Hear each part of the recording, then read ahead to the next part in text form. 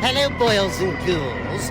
You are now tuned in to PVD Horror Podcast. Pleasant screams.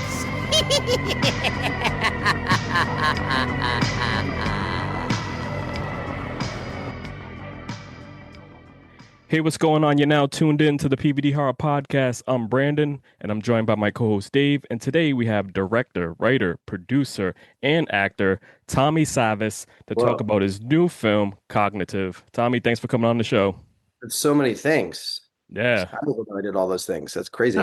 Yeah, thanks, guys. Pleasure to be here. Excited. Awesome. No problem. Awesome. Like you said, a lot of things. Tommy, I need to know, who were some key influencers that inspired you to take on multiple roles, such as directing, writing, producing, and acting? Wow.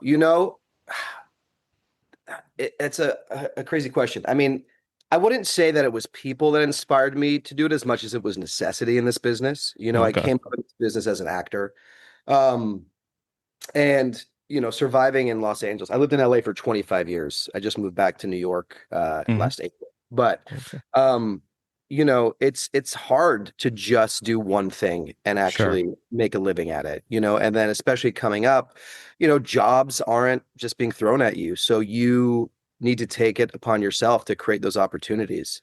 So that's what really led me into producing and directing, really.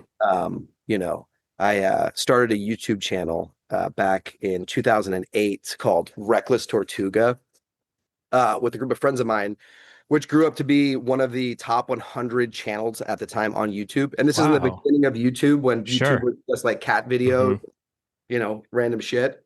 And we did narrative content. We did narrative sketch comedy. And we had a couple web series that blew up. We had 500 million views at the time.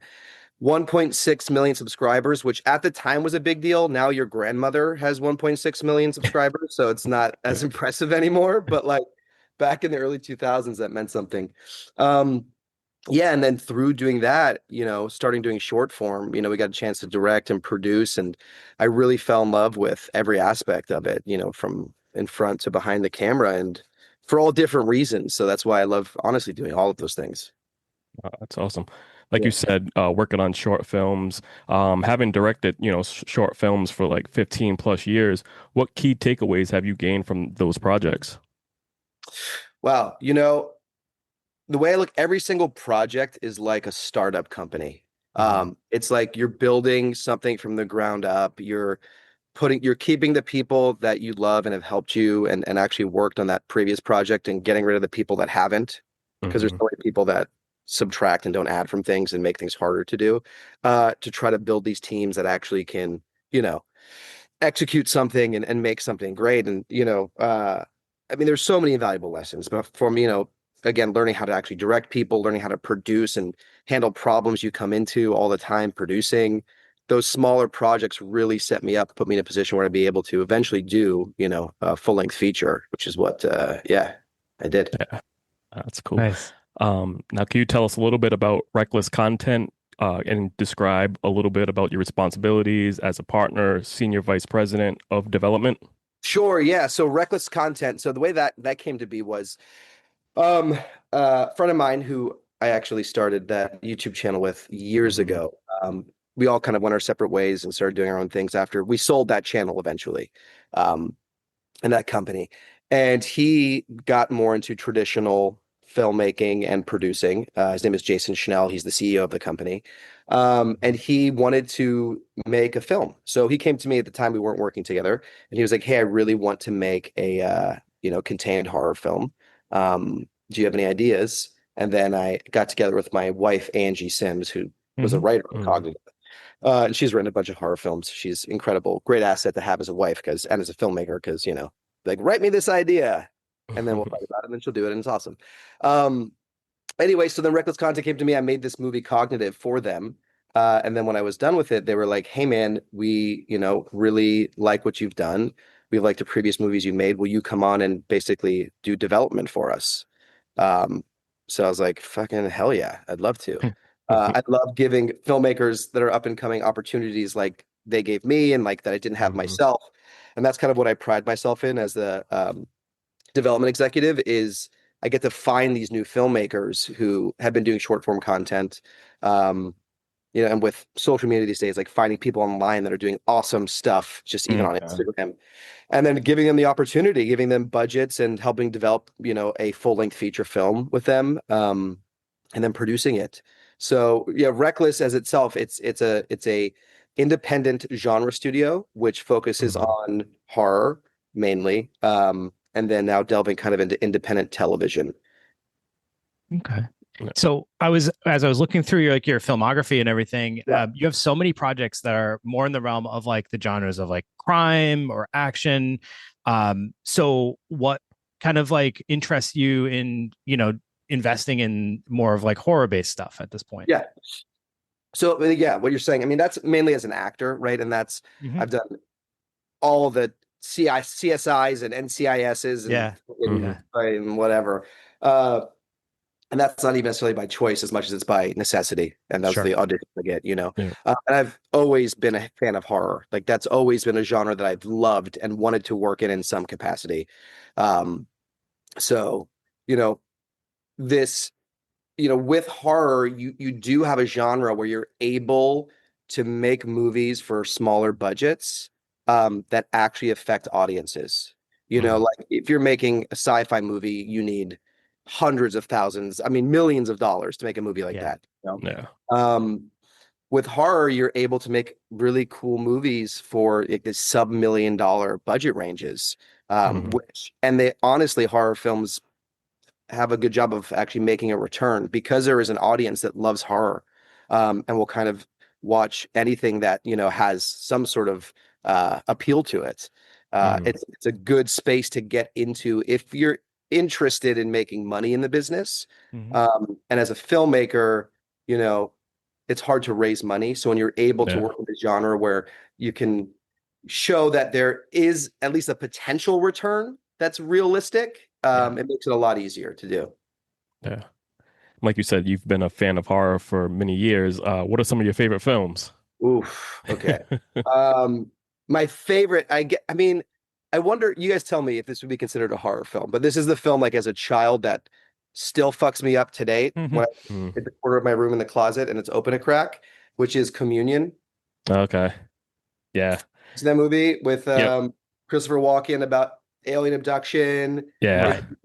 Dude, like there's this one scene where he looks over at the door of his bedroom and it's ajar and there's like half a face of an alien sticking out and it scrambles into his bed and abducts him. That movie fucked me up. Like I was literally scared of, I kind of still am afraid of alien abduction. It's weird. Love that movie. Dead Alive. Yes. Yep. Which I think, wasn't it Brain Dead too? I think another name for it. I think it's two names, but that was one of those movies that me and my friends would sneak in at Blockbuster, sneak into the, the horror section, the 18 and over section. And I remember there being this like urban legend about that movie. And I don't even know how like in the 90s we heard these legends, but because there's no internet for us to like find this out on, that it was the bloodiest movie ever. So it was like, like the great white buffalo of horror films to see this movie. Yeah. And then I watched it recently, and as a kid, I didn't get that it's kind of like a horror comedy. Dead Alive. Yeah. To us, it was just a horror. But I think those two are kind of my favorite. And then, I love Cabin in the Woods. To me, is like one of the best examples of horror comedies out there. I love that great movie. one. Yeah, great one. And then stuff like now, I love, what Osgood's doing. Like I loved Longlegs. I loved The Monkey.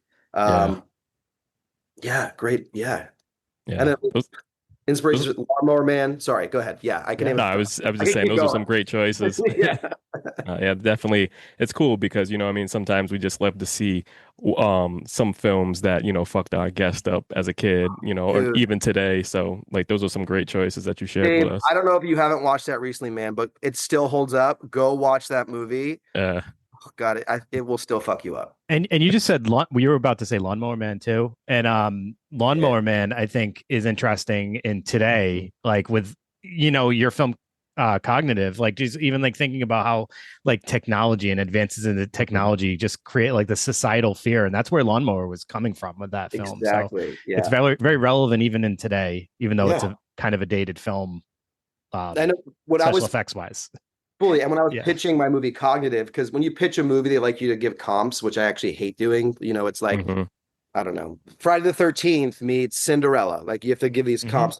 Executives who don't know shit can, visualize the movie.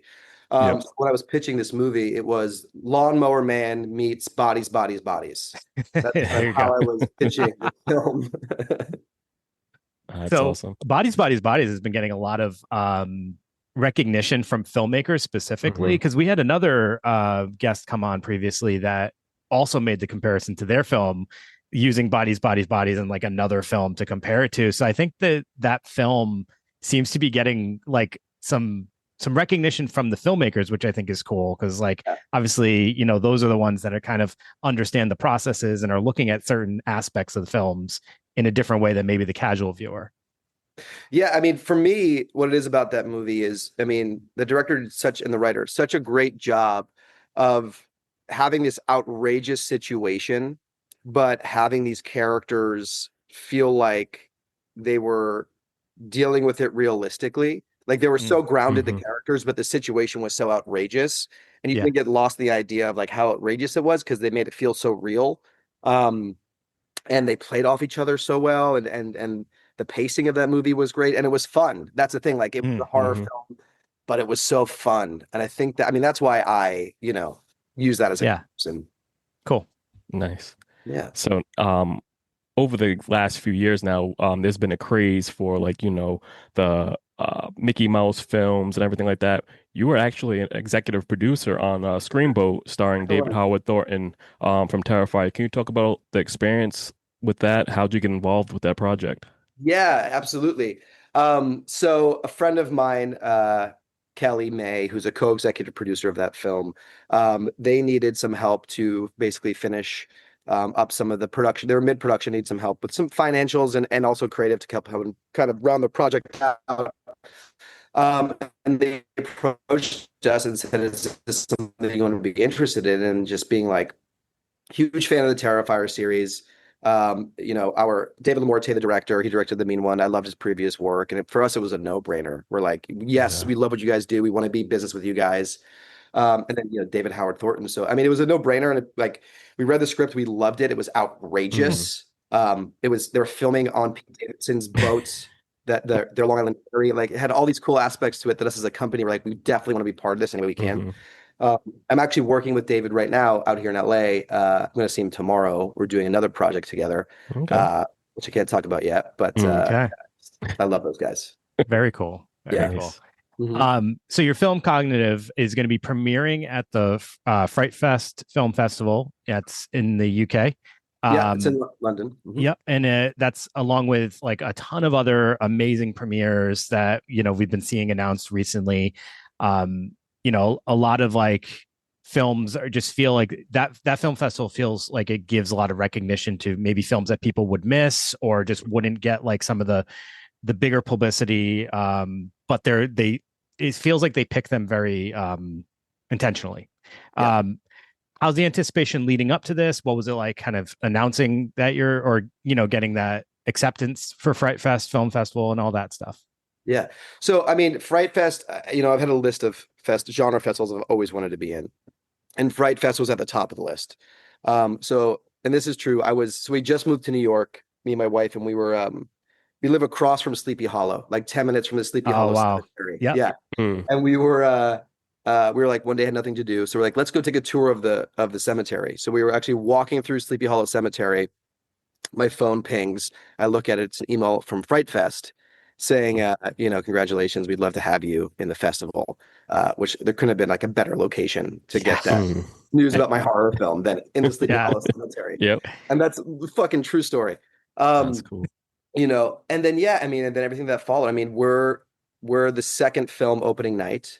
We're in the main Wow. theater, which seats Good. 800 people. the head of the festival is introducing us, and he, personally, I've met with him since. He's a huge fan of the film. He was like, when I saw it, it was immediately a no-brainer for me. I immediately emailed you. I was That's like, awesome. this has to be in FrightFest. So, it was the first festival we got into. So getting that acknowledgement from a festival that I love was huge. It made me feel like the work I did and all the time I put into this wasn't for nothing, and that at least one person enjoyed the film. Yeah. So, Yeah. it fucking got me pumped up. That's amazing. Yeah. Congrats on that. That's Thank you. awesome. Yeah. Thank you. Now, can you share a synopsis of the film with our listeners? Yeah, I mean, the easy synopsis is ChatGPT comes to life in the office and kills everybody. That's like the easy way to put it. I mean, here's the deal. Like in making this film and developing it, the way this film came to be was, so they came to said, hey, can you make us Reckless Content came and said, can you make us a contained horror film? We love your taste. We love the way you do things. So, me and my wife sat down for a week and we were like, what the fuck? What can this movie be? And at the time, all I would talk about with everybody that I would talk to in my business and my peers was AI, because AI this is like 2023 when like this was just really coming into everybody's minds. And it was like, Sora from ChatGPT came out, the filmmaker, the text to video thing. And everybody's like, what does this mean for our business? And the strikes were happening. Yeah. Like most people are very optimistic about that. I was not. I was like, guys, we're fucked. Like this is coming for our jobs hard. Yeah. So she was just like, what about, AI? That's all you talk about. Like, that's all you research. Like, let's do that. And I was like, I love it. But for me, I really wanted to make a film that I looked at, like, what are the actual capabilities of AI right now? And how could AI actually kill an office? So it was like, what things are in an office, what is the capabilities of AI technology wise, and how would it kill these people?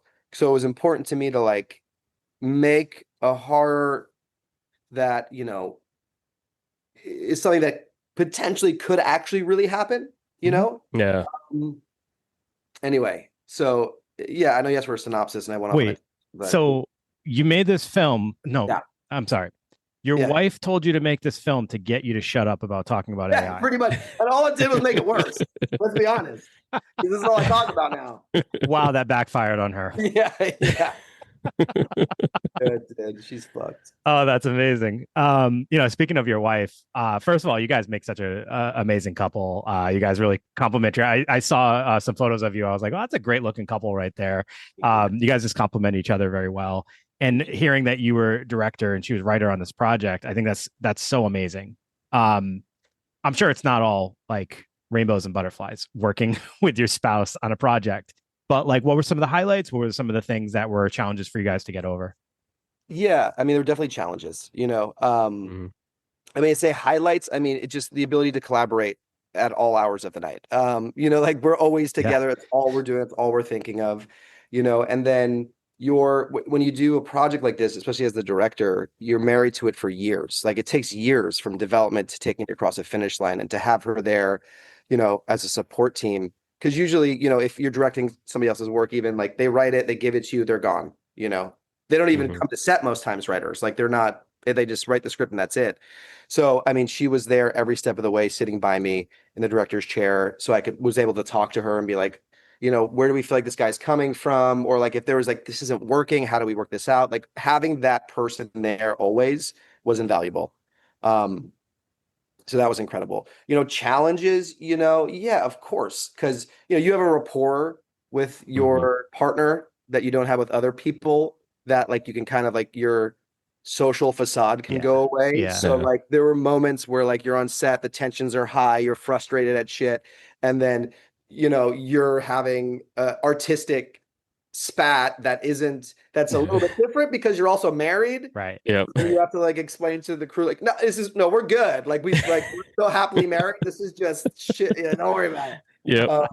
But yeah, I mean, way more pluses than minuses. Like, That's awesome. yeah, it was a great experience. And we're doing it again. Like we have 3 other films that we're developing together right now. we love working together and something we want to do forever. Yeah. What else does she want you to shut up about? Right? That's a fucking good way to do it. I gotta ask her. That can be the next movie. Yeah. What am I talking Anytime to you need about? some ideas, be like, what do Yeah, I I need talk some about all the ideas. time that you What? want me to Yeah. stop? That's a Yeah. great idea, Dave. I love that. Now, was a genre-bending sci-fi thriller horror always planned for your direction for your feature? So because coming up, like you said, you've been in the film industry for 15 years. Was it always set on horror, or did you what other some subgenres or anything that you love that you think that you could like tap into? Yeah, this is like Hmm. completely fucking making a hard left, but like one of the Yeah. films we're developing is a romantic comedy. Okay. Like Yep. but it's genre, like I love Yeah. films that have these audiences that are like so rabid and love these things so much. But again, horror. Like all the other projects we're working on are Yeah. horror. I love Okay. horror. Um, Hmm. that is a space I definitely do want to stay in. But like, honestly, Yeah. I'd do anything, but mainly That horror. that's Okay. cool because you know what I mean, because sometimes like you wear so many hats, what I Yeah, mean? We see some people come in and they box themselves in, but it's cool that you can also, explore other options and other, genres and that you're comfortable stepping out of that, that yeah, shadow. So that's good to hear. Like a romantic comedy. I definitely want to check that out too. So yeah, uh I was just but going to say also, sometimes the issue a lot of filmmakers have is they get pigeonholed, right? hmm So, like you mentioned the monkey earlier and Osgood Perkins. I know it's still within the realm of horror, but like mhm, if he doesn't eventually make the monkey, he gets pigeonholed into these like really bleak, quirky, serious pieces. yeah, And trying to make that leap later, way later in a career, is probably significantly harder than if you do it early on, right? yeah. I would say so. That's kind of thing. But at the same time, like for me, is that I just love filmmaking. I Yeah. love every hmm aspect of it. So it's Hmm. like every day that I get to do this, and this is how I pay my bills. You know, I'm so pumped. But yes, absolutely. The sooner that you can show the industry that you're able to do more than one thing, Sure. yeah. the quicker you'll be able to do those things for sure. I don't mean to put you on the spot, Yeah. but you mentioned earlier about, your outlook on AI maybe not being the most positive, right? Mhm. And I think we probably share very similar. I've been getting really frustrated having the chat GPT conversations quite a bit lately because I'm like, oh my God, it's taking out a whole element of something that we used to like. All right, so if you go Mhm. for an interview, your letter of intent or your cover letter, those are ridiculous now because they're just basically getting chat GPT to write them Hmm. for them. So like we're not even going to Yep. look at those things soon. Um, is there anything that you feel positive that we can kind of take out of this advancement in AI, and like what's your ultimate Yeah. forewarning to society as well? I will say, like, in relevance to, let's say, to our business, right? To the film business and the business of creatives. Like James Cameron said recently, I don't know if you guys saw that, but he was talking about how he feels that AI is an amazing tool for filmmakers, right? Because it gives us the ability to compete against these huge studios where Sure. otherwise we wouldn't have that ability to do that. So that Mm. is absolutely true. At the same time, we are losing that magical element to creativity, which is collaboration, right? So like Mhm. for me, there is some VFX. Most of our kills in this are practical. There's a little bit of VFX. And rather than if you were to use, AI to do that VFX, I would say, hey, make me the guy's head exploding and when the fucking, I don't know, bullet hits it, Yeah. right? Yeah, yeah. With Mhm. collaboration, like with my amazing VFX artist, his name is Eddie. I was like, hey Eddie, here's what I'm thinking. The guy walks in, ba ba ba ba, and he's like, yeah, that's cool, but what if do do do do? And I'm like, oh fuck Right. yeah, man, that's awesome. And what comes Mhm. out is something that's incredible. That with AI, you Yes. fully lose that element to it, right? I actually never thought about Mhm.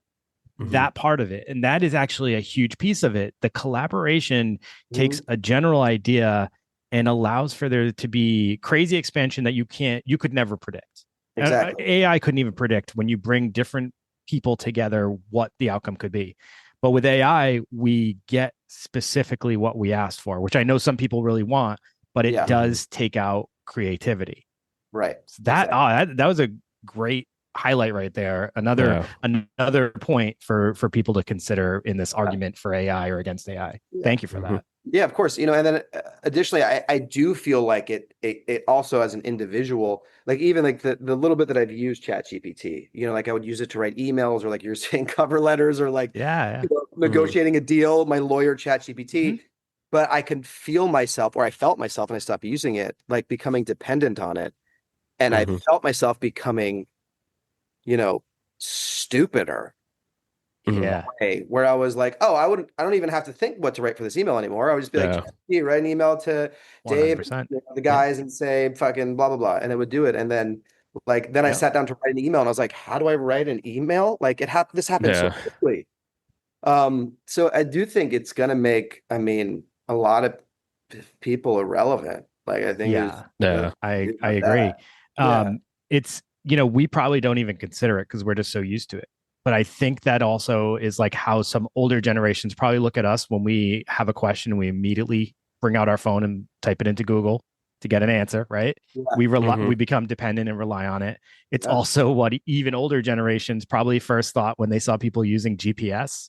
Yeah. It's like, oh, you don't just look at a map and learn your way around or like actually use your sense of direction to figure things out. No, we just get an answer. So you're right. It more and more we're becoming a society that never uses brain power or thought process or problem solving skills. Right. I mean, Dave, that was a great, GPS is a great example. It's like, again, I lived in LA for 25 years. When I moved here, I had to use a Thomas guide, and then GPS came shortly after that. So it's like, if you dropped me in the middle of LA, I don't know. I don't know if I'd be able to get home. 100%. I know. And that's like, and like my dad would be like, "What the fuck are you talking about?" Yeah. Like, I hate getting GPS. I hate getting directions from an older person because they always tell you street names, and I'm like, what? Locations. I don't even have like what? Yeah. Landmarks that aren't even there anymore. Yeah, exactly. It's crazy. Like, what the fuck? Yeah. Yeah. That's a great analogy. I think that's gonna happen to, or is happening on all those other aspects. Yeah. Definitely is. Tommy, now where can our listeners find you on social media? My name on, I think, everything, at Tommy Savas on Instagram. That's really where I do everything. I can't do the fucking X and what the threads and the fucking, like, listen, I'm 40. Like, I'm not that old, but I'm still like, guys, like, fucking, come on. Hey, you know what I mean? All right. Instagram's good. You're good. Yeah. Go there, please. The film's set to premiere at FrightFest, but do we have a release date for everyone else to check it out? No. Not yet, but soon. We were in talks. We have a great sales agent who's fucking hitting that pavement, getting it out there. So we will soon. Absolutely. Okay. Cool. Yeah. Excellent. All right. So if you're in London area, check it out at FrightFest if you're able to. Otherwise, just keep your eyes peeled, and we'll be posting dates and all that stuff. And Tommy will have, his Instagram post specifically about the dates. Just Instagram. Yeah. Nowhere else. But yeah, Tommy, thanks so much for joining us, man. This was an absolute pleasure and a great conversation. And we didn't get to watch Cogn-AI-tive yet, but we do have access to it now. So we will, and we will let our viewers know our thoughts as well. And please do. And hopefully people that go to FrightFest will also be sharing their thoughts. So hopefully there'll be a lot of talk about it. So awesome. Wish you the best of luck, man. Appreciate it. All right, Tommy. Okay. All right, everybody. Thanks for listening. We'll see you next week. Have a good one. Game over.